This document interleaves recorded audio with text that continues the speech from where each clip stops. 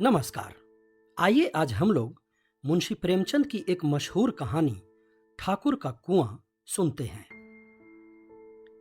जोखू ने लोटा मुंह से लगाया तो पानी में सख्त बदबू आई।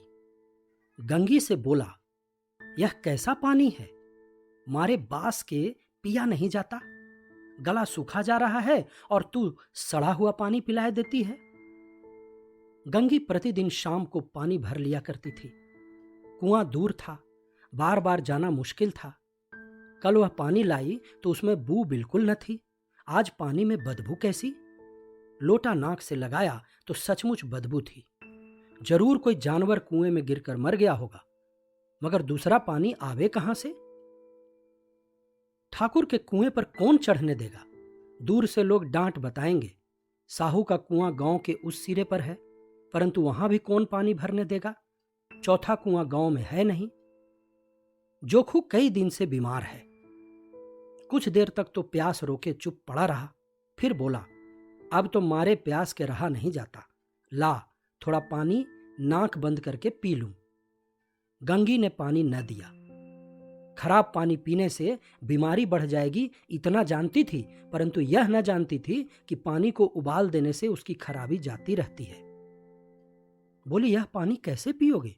न जाने कौन जानवर मरा है। कुएं से मैं दूसरा पानी लाए देती हूं। जोखू ने आश्चर्य से उसकी ओर देखा। दूसरा पानी कहां से लाएगी?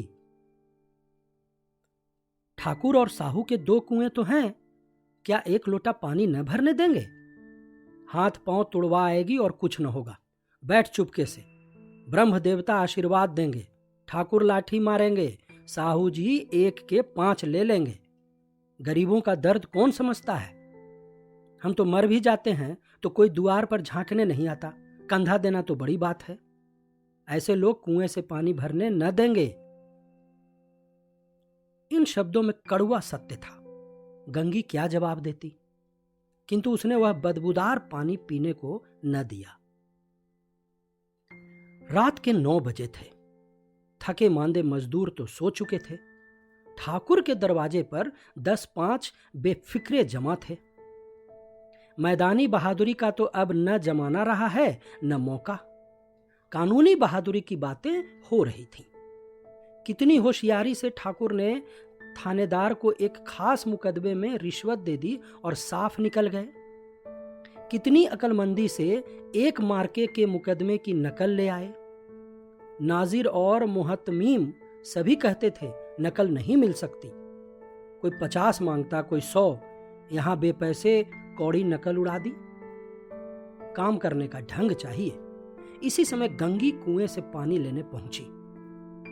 कुप्पी की धुंधली रोशनी कुएं पर आ रही थी। गंगी जगत की आड़ में बैठी मौके का इंतजार करने लगी। इस कुएं का पानी सारा गांव पीता है। किसी के लिए रोक नहीं, सिर्फ ये बदनसीब नहीं भर सकते। गंगी का विद्रोही दिल रिवाजी पाबंदियों और मजबूरियों पर चोटें करने लगा। हम क्यों नीच हैं और यह लोग क्यों ऊंच हैं? इसलिए कि ये लोग गले में धागा डाल लेते हैं। यहां तो जितने हैं एक से एक छंटे हुए हैं। चोरी ये करें, जाल फरेब ये करें, झूठे मुकदमे ये करें। अभी इस ठाकुर ने तो उस दिन बेचारे गडेरिये की एक भेड़ चुरा ली थी और बाद में मार कर खा गया। इन्हीं पंडित जी के घर में 12 मासा जुआ होता है। यही साहू जी तो घी में तेल मिलाकर बेचते हैं। काम करा लेते हैं, मजूरी देते नानी मरती है। किस बात में है हमसे ऊंचे? हाँ, मुंह में हमसे ऊंचे हैं। हम गली गली चिल्लाते नहीं कि हम ऊंचे हैं, हम ऊंचे हैं। कभी गांव में आ जाती हूं तो रस भरी आंखों से देखने लगते हैं, जैसे सबकी छाती पर सांप लौटने लगता है।